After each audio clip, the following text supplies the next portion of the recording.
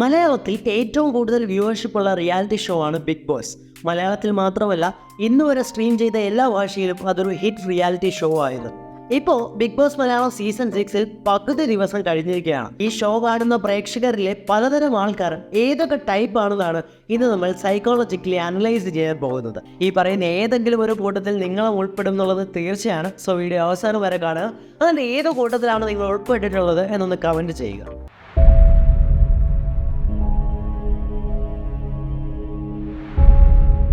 Big boss കാണുന്ന ഒന്നാമത്തെ തരം ആൾക്കാർ എന്ന് പറയുന്നത് ഇത് അവർ പറയുന്ന പോലെ ഒരു സോഷ്യൽ എക്സ്പെരിമെൻ്റ് ആയിട്ട് തന്നെ ഇതിനെ കാണുന്നവരാണ്. അതായത് പലതരം ആൾക്കാർ, പല ബാക്ക്ഗ്രൗണ്ടിൽ നിന്നുള്ള കണ്ടസ്റ്റൻസ് ഒരു കുടക്കീഴിൽ വേറെ കോണ്ടാക്ട്സ് ഒന്നും തന്നെ ഇല്ലാതെ വരുമ്പോൾ എങ്ങനെ ബിഹേവ് ചെയ്യും എന്നറിയാൻ വേണ്ടി കാണുന്നവർ. എല്ലാവരെയും അറിയില്ലെങ്കിലും അതിൽ വരുന്ന പലരും ഒരു രീതിയിൽ അല്ലെങ്കിൽ മറ്റൊരു രീതിയിൽ ഫേമസ് ആയ ആളുകളായിരിക്കും. അങ്ങനെ നമുക്കറിയാവുന്ന ആളുകൾ ഇങ്ങനെ ഒരു സിറ്റുവേഷനിൽ വരുമ്പോൾ അവരുടെ ശരിക്കുമുള്ള സ്വഭാവം എന്താണ് എന്നറിയാൻ വേണ്ടി കാണുന്നവർ. 2-3 മാക്സിമം 5 ആഴ്ചയ്ക്കപ്പുറം കംപ്ലീറ്റ് ആയിട്ട് ജീവിതം അഭിനയിക്കാൻ ബുദ്ധിമുട്ടാണ് എന്നാണ് ജനറലി പറയപ്പെടുന്നത്.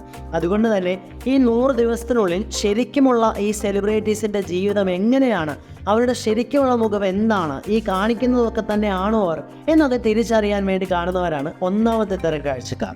അടുത്ത ഒരു തരം കാഴ്ചക്കാർ എന്ന് പറയുന്നത് ഇതൊരു അനാലിസിസ് ആയിട്ട് തന്നെ എടുക്കുന്ന ആൾക്കാരായിരിക്കും. അതായത് ബിഗ് ബോസ് ഇവർക്ക് കൊടുക്കുന്ന ടാസ്കുകളും ഇത് സ്വാഭാവികമായി സംഭവിക്കുന്ന പ്രശ്നങ്ങളും അവർ എങ്ങനെയാണ് തരണം ചെയ്യുന്നത് എന്നറിയാൻ വേണ്ടി കാണുന്നത്. ഇത്രയും ഫേമസ് ആയിട്ടുള്ള ഈ ആളുകളൊക്കെ തന്നെ എങ്ങനെയാണ് ഇമോഷൻസിനെ മാനേജ് ചെയ്യുന്നത്, അല്ലെങ്കിൽ ഡിഫിക്കൽട്ട് സിറ്റുവേഷൻസ് ഹാൻഡിൽ ചെയ്യുന്നത്, എങ്ങനെയാണ് ഈ കടമ്പകളെല്ലാം ടാക്കിൾ ചെയ്തവർ വിൻ ചെയ്യുന്നത് എന്നറിയാൻ ആഗ്രഹമുള്ളവർ. ഒരു റെഫറൻസ് ബുക്ക് പോലെ പ്യുവർലി മനസ്സിലാക്കാൻ വേണ്ടി, പഠിക്കാൻ വേണ്ടി കാണുന്നവരാണ് രണ്ടാമത്തെ തരം കാഴ്ചക്കാർ. മറ്റൊരു തരം കാഴ്ചക്കാർ എന്ന് പറയുന്നത് നമ്മുടെ നാടിൻ്റെ തന്നെ ഭാഗമായിട്ടുള്ളൊരു കാര്യത്തിന് വേണ്ടി കാണുന്ന ആൾക്കാരാണ്. അതായത് പണ്ട് നമ്മുടെ കൾച്ചറിന് മാത്രമല്ല, ലോകത്ത് പലയിടത്തും ഇത് ഉണ്ടാവും.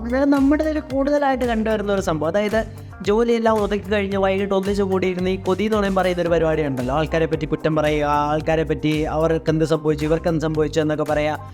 അതിനു വേണ്ടി കാണുന്നവരാണ് ഈ മൂന്നാമത്തെ തരം കാഴ്ചക്കാർ. ഇന്ന് എല്ലാവരും ബിസി ആയതുകൊണ്ട് എക്സ്ട്രീംലി സാറ്റിസ്ഫൈങ് ആയിട്ടുള്ള ഈ ഒരു കലാപരിപാടി അധികം അങ്ങനെ ആർക്ക് ചെയ്യാനായിട്ട് സാധിക്കുന്നില്ല. ആ ഒരു കുറവ് ഇതിലൂടെ നികത്താൻ സാധിക്കും. അവൻ ഇങ്ങനെ ചെയ്തു, അവൾ ഇങ്ങനെ ചെയ്തു, അവനും അവളും തമ്മിൽ അവിഹിതം, അവർക്ക് കുട്ടികൾ ഉണ്ടായില്ലേ, അവനും ഇവളും തമ്മിൽ പ്രേമം, അവൻ്റെ സ്വഭാവത്തിൻ്റെ കുറവുകൾ, ഇവളുടെ അസൂയ, ഇങ്ങനെ പറഞ്ഞു പോകുന്ന ആ പരിപാടിയുടെ ഒരു ഫുൾ ഫ്ലെഡ്ജ് പാക്കേജാണ് നമുക്ക് ബിഗ് ബോസിൽ നിന്ന് കിട്ടുന്നത്. സോ അതിനു വേണ്ടി കാണുന്നവർ അത് അവരുടെ കുറ്റമാണെന്ന് തന്നെ പറയുന്നത്. ഗോസിപ്പിംഗ് എന്ന് പറയുന്നത് ഒരുവിധപ്പെട്ട എല്ലാവരും ചെയ്യുന്നൊരു കാര്യം തന്നെയാണ്. അതിപ്പോൾ സ്ത്രീകളാണ് കൂടുതൽ ചെയ്യുന്നത്, അല്ലെങ്കിൽ പ്രായമായവരാണ് കൂടുതൽ ചെയ്യുന്നതൊന്നുമില്ല. ഒരു കംഫർട്ട് സോണിൽ എത്തിക്കഴിഞ്ഞാൽ ഒരുവിധപ്പെട്ട എല്ലാവരും ചെയ്യുന്ന ഒരു പരിപാടിയാണ് ഈ ഗോസിപ്പിംഗ് എന്ന് പറയുന്നത്. അതിനെപ്പറ്റി ഒരു video, the science of gossiping എന്ന് പറയുന്ന വീഡിയോ നമ്മൾ ഉടനെ തന്നെ ചെയ്യുന്നില്ല. സോ ആ വീഡിയോ മിസ്സാവാതിരിക്കാൻ ചാനൽ സബ്സ്ക്രൈബ് ചെയ്യാം. അടുത്ത ഒരു കൂട്ടം ആൾക്കാരാണ് ഇതിന് ഇഷ്ടമല്ല എന്ന് പറയുന്നവർ. ഇത് ആക്ടിങ് ആണെന്നും സ്ക്രിപ്റ്റഡ് ആണെന്നും ഒക്കെ പറയുന്നത്, ഇതിനെ തീരെ ഇഷ്ടമല്ല എന്നും ടൈം വേസ്റ്റിംഗ് ആണെന്നും ഒക്കെ പറഞ്ഞിട്ട് മിക്ക എപ്പിസോഡും അല്ലെങ്കിൽ അതിനെപ്പറ്റി വരുന്ന യൂട്യൂബ് വീഡിയോസും റീൽസും ഒക്കെ കണ്ട് അതിൽ സംഭവിക്കുന്നതെല്ലാം മൊത്തമായിട്ട് അറിയുന്നവർ. അങ്ങനെ കൊന്നുകിടക്കുന്ന യൂട്യൂബ് ചാനൽസ് ഉണ്ട്. അതായത് ഇവരെ വെച്ച് മാത്രം ജീവിച്ചു പോകുന്ന കുറച്ച് യൂട്യൂബ് ചാനൽസ് ഉണ്ട്. അത് തെറ്റാണെന്നല്ല, അങ്ങനെ ഉണ്ടെന്ന് പറയുകയായിരുന്നു. അവരുടെ ഒരു കേസ് പറഞ്ഞു കഴിഞ്ഞാൽ അവർക്ക് സമ്മതിക്കാൻ വയ്യ. അതായത് മറ്റൊരാളുടെ ജീവിതത്തിലേക്ക് എത്തി നോക്കുന്നത് എനിക്കിഷ്ടമാണ് എന്ന് സമ്മതിക്കാൻ വയ്യ. പക്ഷേ ഇതെല്ലാം അറിയാൻ വേണം എന്നുള്ള ഒരു ലൈനിൽ നിൽക്കുന്നവരാണ് ആ കൂട്ടം കാഴ്ചക്കാരെന്ന് പറയുന്നത്.